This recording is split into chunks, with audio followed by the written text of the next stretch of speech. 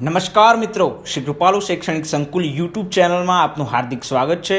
આવા જ educational video જોવા માટે લાઇક, શેર અને સબસ્ક્રાઇબ કરવાનું ભૂલતા નહીં। હવે આપણે હિસાબી પદ્ધતિનો અર્થ એટલે કે વ્યાખ્યા જોવાની થાય છે। તો આ હિસાબી પદ્ધતિની વ્યાખ્યા કોણે આપેલી છે? આપણે પ્રસ્તાવનામાં જોયું તો હિસાબી પદ્ધતિને નામા પદ્ધતિ તરીકે પણ ઓળખવામાં આવે છે। તો હિસાબી પદ્ધતિની વ્યાખ્યા કોને આપી છે એ આપણે સૌપ્રથમ જોવું પડે। તો વ્યાખ્યા આપનારને ટૂંકમાં આપણે કહીએ છીએ AICPA, જેનું ફૂલ ફોર્મ થાય છે A એટલે American institute of certified public accounts દ્વારા તો કે હિસાબી પદ્ધતિની વ્યાખ્યા આપવામાં આવેલી છે। વ્યાખ્યા શું છે?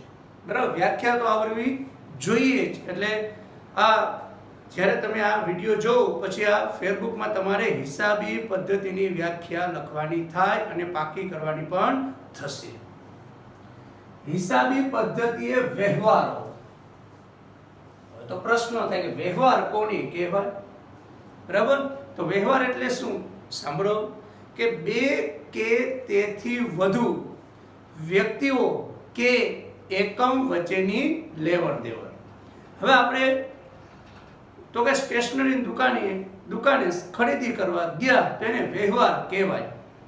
આપણે તો કે ખેડૂત છે એ તો કે મગફળીનું બિયારણ લેવા ગયા તો એને વ્યવહાર થયો કહેવાય। એટલે કે છે કે હિસાબી પદ્ધતિએ વ્યવહારો એટલે શું? બે કે તેથી વધુ વ્યક્તિઓ કે એકમ વચ્ચેની લેવડ દેવડ। આગળ આપણે તો કે વ્યવહારનો પ્રકાર પણ શીખવાના છે। અત્યારે તમને કહું છું કે વ્યવહારોના બે પ્રકાર છે, આર્થિક વ્યવહાર અને બિનઆર્થિક વ્યવહાર। તો હિસાબી પદ્ધતિ એ શું છે? તો કે વ્યવહારો અને બનાવો એટલે ઘટના। આપણે જે ખરીદી કરી ઘટના કહેવાય। બરાબર, એટલે હિસાબી પદ્ધતિ એ વ્યવહારો અને બનાવો જે શું? તો કે નાણાકીય લક્ષણ, તો કે તેનું મૂલ્ય નાણામાં આંકી શકાય તેમ હોવું જોઈએ। કારણ કે આપણે ખરીદી કરી તો કેટલાની? 100 રૂપિયાની, 200 રૂપિયાની, 500 રૂપિયાની, 1000, 5000, 10000ની। એટલે જે વ્યવહાર થયો છે એનું તો કે મૂલ્ય કેવું હોવું જોઈએ? તો કે નાણાકીય લક્ષણ ધરાવતા હોવું જોઈએ। કારણ કે આપણે એમ નથી લખી શકતા હિસાબોમાં કે મેં ઘણા રૂપિયાની ખરીદી કરી। એનું ચોક્કસ નાણાકીય મૂલ્ય જોઈએ કે 500 ની ખરીદી કરી, 1000 ની કરી, 2000 ની ખરીદી કરી, એટલે કે નાણાકીય મૂલ્ય એટલે કે નાણાકીય લક્ષણ ધરાવતું હોય તેમને નાણાના સ્વરૂપે નોંધવાની। આપણે હિસાબી ચોપડામાં જેને નોંધશું પણ એ કયા સ્વરૂપે? તો કે નાણાના સ્વરૂપે। હમણાં તમને મેં કીધું કે 500 રૂપિયાની ખરીદી કરી તો હિસાબી ચોપડે 500 રૂપિયા જ લખાશે। બરાબર, તમે એમ કહો કે મેં 50000 ની ખરીદી કરી તો નામાના ચોપડે એની 50000 ની જ ખરીદી થશે। પણ એમ ન કહેવાય કે મેં ઘણા રૂપિયાની ખરીદી કરી, તો ઘણા રૂપિયા કઈ નામાના ચોપડે નોંધાતા નથી। એટલે નાણાના સ્વરૂપે નોંધવાનું। પછી તેનું વર્ગીકરણ કરવું પડે। શું કરવું પડે? વર્ગીકરણ। તો આપણે બધા જાણીએ છીએ કે ધંધામાં જે આર્થિક વ્યવહારો થાય છે એ રોકડના સ્વરૂપે પણ થતા હોય અને બિન રોકડના સ્વરૂપે થતા હોય। રોકડ એટલે આપણે ખબર છે કે આપણે પૈસા દીધા અને બદલામાં વસ્તુ મેળવી। પણ બિન રોકડ એટલે શું? તો કે એને ઉધાર એટલે કે શાખના વ્યવહારો પણ કહેવામાં આવે છે કે જે વ્યક્તિની પ્રતિષ્ઠા સારી હશે એને શાખ પર માલ મળશે। એટલે વ્યવહારોનું વર્ગીકરણ કરવું પડે। એટલે વ્યવહારોનું વર્ગીકરણ તેમજ તારણો કાઢવા। શું કાઢવા? તારણો। તો કે તમે બધા 10માની પરીક્ષા ભરી દીધી પછી શિક્ષકો દ્વારા તેનું મૂલ્યાંકન કરવામાં આવ્યું, તો આ જે મૂલ્યાંકન કરવામાં આવે છે એને તારણો કાઢવું કહેવાય। શું કહેવાય? તો કે તારણો કાઢવાની અને તેના પરિણામનું અર્થઘટન કરવાનું। તમે પણ 10માની પરીક્ષા પૂર્ણ થઈ ગયા પછી તમે બધા વિષયોનું તારણ કાઢ્યું હશે કે મારે ગુજરાતીમાં એટલા માર્ક આવશે, અંગ્રેજીમાં એટલા માર્ક આવશે, સામાજિક વિજ્ઞાનમાં એટલા આવશે, ગણિતમાં એટલા ગુણ આવશે, વિજ્ઞાનમાં એટલા ગુણ આવશે। એને તારણ કહેવાય। શું કહેવાય? તો કે તારણ કાઢવાનું। અને હવે તમારું જે પરિણામ જાહેર થયું એ તમારું વાસ્તવિક પરિણામ છે. તો આ પરિણામ જે આવ્યું છે એનું અર્થઘટન કરીએ કે મેં તો ધારણા એટલી કરેલી અને મને પરિણામ એટલું મળેલું. તો આખી વ્યાખ્યા એમ કહે છે જે કઈ મુદ્દા આપણને પાકા કરવાના છે ખાસ, તો કે વ્યાખ્યામાં કયા કયા મુદ્દા આવે છે, તો કે કેમ વ્યાખ્યા બની, તો કે હિસાબી પદ્ધતિએ વ્યવહારો અને બનાવોને જે નાણાકીય લક્ષણ ધરાવતા હોય, જેને નાણાના સ્વરૂપે તો કે નોંધવાની, વર્ગીકરણ કરવાની, તારણો કાઢવાની અને પરિણામનું જે અર્થઘટન કરવામાં આવે છે તેને હિસાબી પદ્ધતિ કહેવામાં આવે છે. અથવા તમને એમ કે નામા પદ્ધતિ એટલે શું, તો એમાં પણ તમારે આ જ વ્યાખ્યા લખવાની થશે.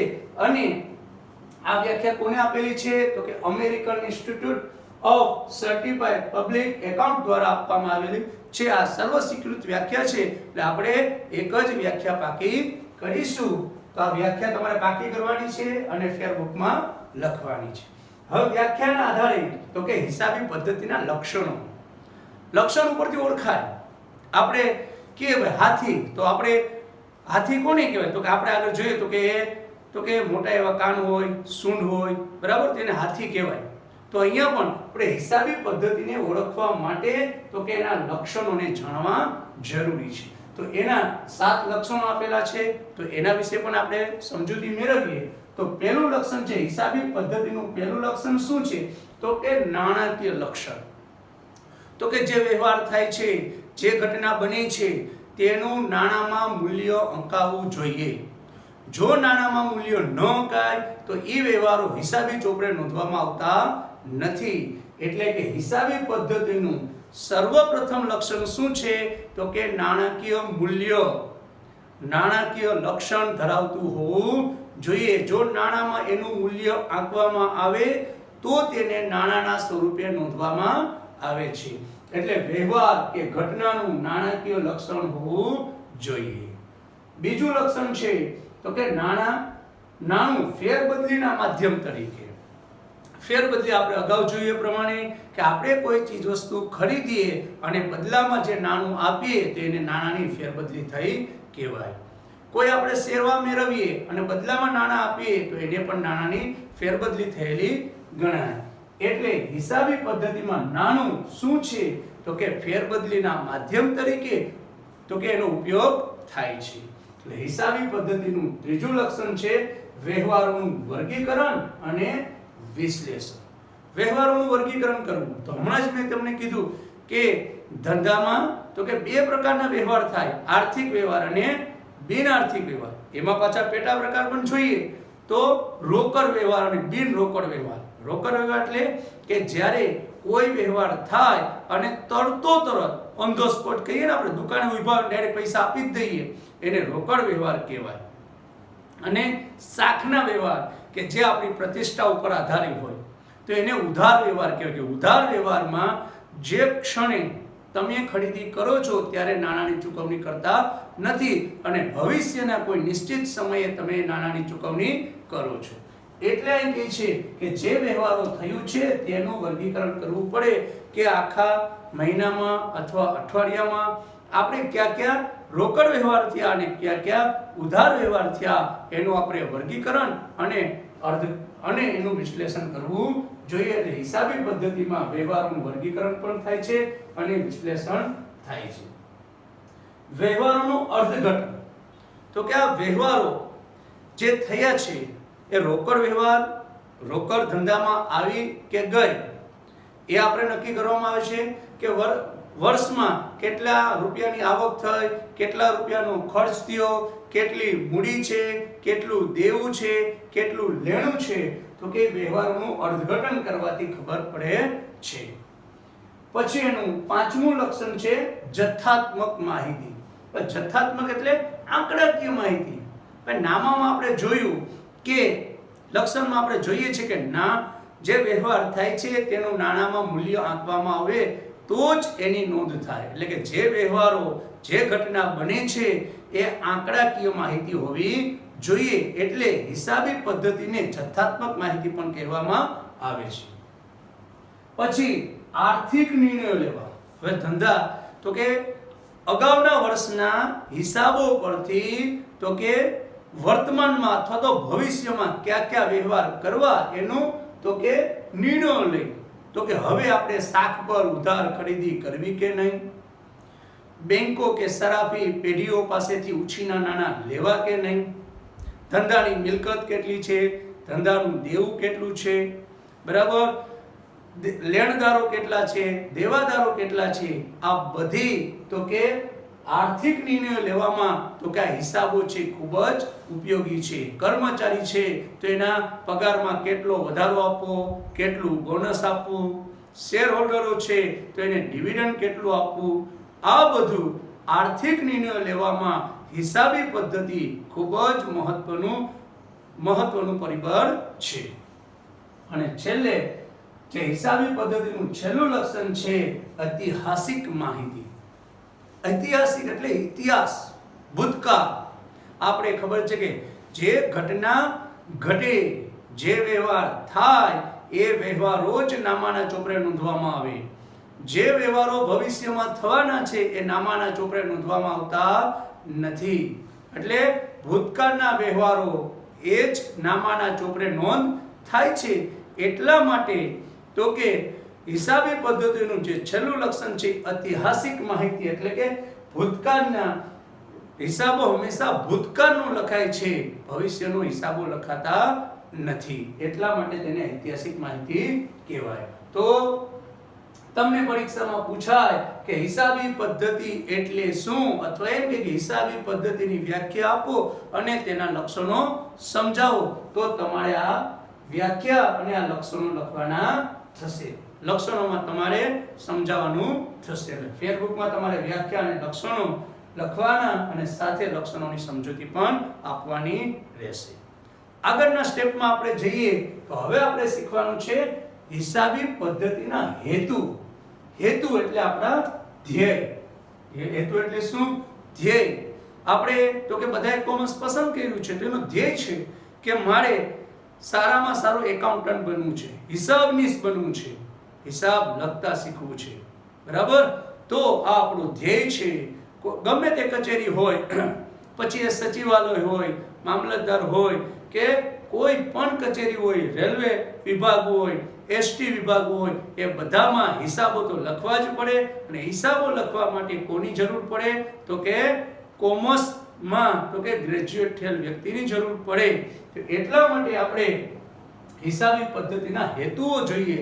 હેતુ શું, ધ્યેય શું છે? આપણે હિસાબ એમને આપણે હિસાબ લખવા માટે વ્યક્તિ રાખીએ છીએ ધંધામાં, તો કે હિસાબ લખવાથી ધંધાને કયા કયા ફાયદા થાય છે ને એ નક્કી કરવા. એટલે ધ્યેય શું છે એ આપણે જોઈએ. તો પહેલો ધ્યેય છે હિસાબી પદ્ધતિનો પહેલો ધ્યેય શું છે, હેતુ શું છે કે કાયમી નોંધ. કે જે વ્યવહારો ધંધામાં થાય છે, ઘટના બને છે, તો કે તેને નાણાના સ્વરૂપે નોંધવામાં આવે છે. હવે નોંધવા માટે તો કે ચોપડાઓ, હિસાબો લખવાના હિસાબી ચોપડા આવે, તો હિસાબી ચોપડામાં લખાય છે. અથવા આજના આધુનિક યુગમાં તો કે ઘણા વેપારીઓ, ઘણી પેઢીઓ, ઘણી કંપનીઓ પોતાના હિસાબો તો કે કમ્પ્યુટરમાં લખે છે, જેથી તેને તો કે જ્યારે ધંધાના માલિકને જ્યારે કોઈ પણ માહિતી જોતી હોય એ સરળતાથી મળી શકે. એટલા માટે હિસાબી વ્યવહારોની કાયમી નોંધ રાખવામાં આવે છે. બીજું, હિસાબી પદ્ધતિનું ધ્યેયમાં બીજું, દરેક વ્યવહારની હિસાબી અસર જાણવા માટે. તો કે જે વ્યવહાર થયો એની તો કે ધંધા ઉપર, ધંધાની નફાકારકતા ઉપર, ધંધાની આર્થિક પરિસ્થિતિ ઉપર શું અસર થાય એ આપણે જાણવા માટે તો કે હિસાબી પદ્ધતિ રાખવામાં આવે છે. હવે આગળ આપણે જ્યારે જોશું કે નફાકારકતા એટલે શું, તો કે ધંધાનો કે વર્ષ દરમિયાન કેટલો નફો થયો, કેટલી ખોટ થઈ. હવે હિસાબો હંમેશા 12 માસના હોય. તો તમે બધા જાણતા હશો કે હિસાબી વર્ષ કઈ તારીખે શરૂ થાય અને કઈ તારીખે પૂરું થાય. તો આપણે સૌપ્રથમ આપણા અંગ્રેજી કેલેન્ડરની વાત કરીએ તો બધા જાણો છો કે અંગ્રેજી કેલેન્ડર છે તે જાન્યુઆરી મહિનાથી શરૂ થાય અને ડિસેમ્બર મહિનાથી પૂરું થાય. તો જે વીમા કંપનીઓ છે એ જનરલી પોતાના હિસાબો છે એ તો કે અંગ્રેજી કેલેન્ડર પ્રમાણે રાખે છે. દાખલા તરીકે એનું અંગ્રેજી વર્ષ આપણું શરૂ ક્યારે થાય તો કે 1 જાન્યુઆરીએ શરૂ થાય અને 31મી ડિસેમ્બરે પૂરું થાય એને અંગ્રેજી વર્ષ કહેવામાં આવે છે. જ્યારે મોટાભાગના જે કંપનીઓ છે, બરાબર, સરકારી કચેરીઓ છે, તે પોતાના હિસાબો છે એ નાણાકીય વર્ષ પ્રમાણે રાખે છે. તો આપણે બધા જાણીએ છીએ કે નાણાકીય વર્ષ ક્યારે શરૂ થાય, તો ખાસ ધ્યાન રાખજો, નાણાકીય વર્ષ 1 એપ્રિલે શરૂ થાય. ક્યારે શરૂ થાય? 1 એપ્રિલે શરૂ થાય અને આખું વર્ષ ફરતા, બરાબર, દાખલા તરીકે આપણું હિસાબી વર્ષ 1 એપ્રિલ 2020 હોય તો એ વર્ષ એટલે કે 12 મહિના ક્યારે પૂરા થાય તો કે 31મી માર્ચ 2021 ના રોજ પૂરું થશે. જો કોઈ નવી કંપની હોય તો એનું હિસાબી વર્ષ 12 માસ કરતા ઓછું થાય. ફોર એક્ઝામ્પલ, તો કે એ કંપની છે તો કે 1/7 અસ્તિત્વમાં આવેલી હોય તો 1/7 થી લઈ 31/3 સુધીના માસના હિસાબો લખશે.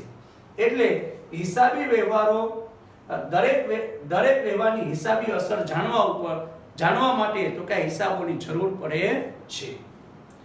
અસર કરતા પરિબળોની જાણકારી, તો કે આપણા જે નફા ઉપર કયા પરિબળો અસર કરે છે, નફા કે નુકસાન ઉપર, એટલે કે ધંધાની નફાકારકતા જાણવા માટે, ધંધાનો નફો કે નુકસાન જાણવા માટે, તો કે ધંધાનો નફો કે નુકસાન જાણવા માટે તો કે નફા નુકસાન ખાતું બનાવવામાં આવે કે વર્ષ દરમિયાન ધંધાની આવકોમાંથી ધંધાના ખર્ચા બાદ કરતા જે કંઈ પરિણામ મળે એ ધંધાનો નફો કે ખોટ કહેવાય. હવે આ નફા ઉપર કયા આંતરિક પરિબળો અને બાહ્ય પરિબળોએ અસર કર્યું છે એ તો કે એના ઉપર આપણે જાણકારી મેળવી શકીએ છીએ. બીજું, ધંધાની આર્થિક પરિસ્થિતિ, કે ગયા વર્ષે ધંધાની સ્થિતિ શું હતી ને આ વર્ષે ધંધાની પરિસ્થિતિ શું છે, એમાં વધારો થયો છે કે નહીં, પરિસ્થિતિમાં સુધારો થયો છે કે શું, એ આપણે તો કે ધંધાની મિલકતો ગયા વર્ષે એટલી હતી, આ વર્ષે એટલી થઈ. તો ધંધાની આર્થિક પરિસ્થિતિ ઉપર કયા પરિબળો અસર કરે છે એ હિસાબી પદ્ધતિના ધ્યેય ઉપરથી ખ્યાલ પડે છે. પછી ચોથો મુદ્દો છે કરવેરાની જવાબદારી નક્કી કરવી.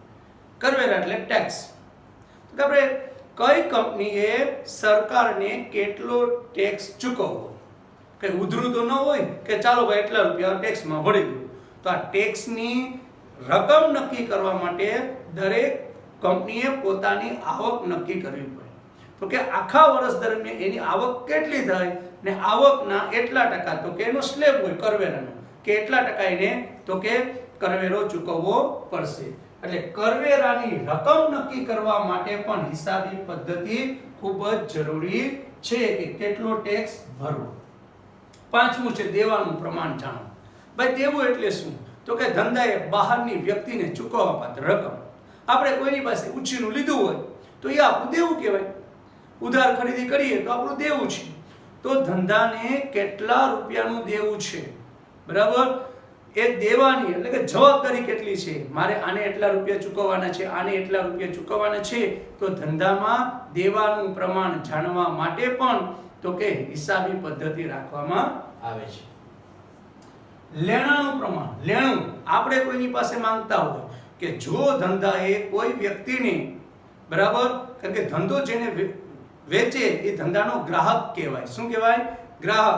જો કોઈ ગ્રાહકને ઉધાર માલ વેચેલો હોય તો એ ધંધાનું તો કે લેણું બને છે. તો ધંધાનું લેણું કેટલું છે કે બહારના વ્યક્તિઓ પાસેથી કેટલા રૂપિયા લેવાના બાકી છે એ તો કે ધંધાનું લેણાનું પ્રમાણ જાણવા માટે પણ હિસાબી પદ્ધતિ, હિસાબો રાખવા ખૂબ જ જરૂરી છે. ધંધાની નફાકારકતા જાણવા, જે અગાઉ જોયું એ પ્રમાણે તો કે ધંધાને વર્ષ દરમિયાન, પછી એક કેલેન્ડર વર્ષ હોય કે નાણાકીય વર્ષ હોય, અને ખાસ ઘણા ગુજરાતના વેપારીઓ છે કે પોતાના હિસાબો તો કે દેશીનામા પદ્ધતિ પ્રમાણે રાખે છે.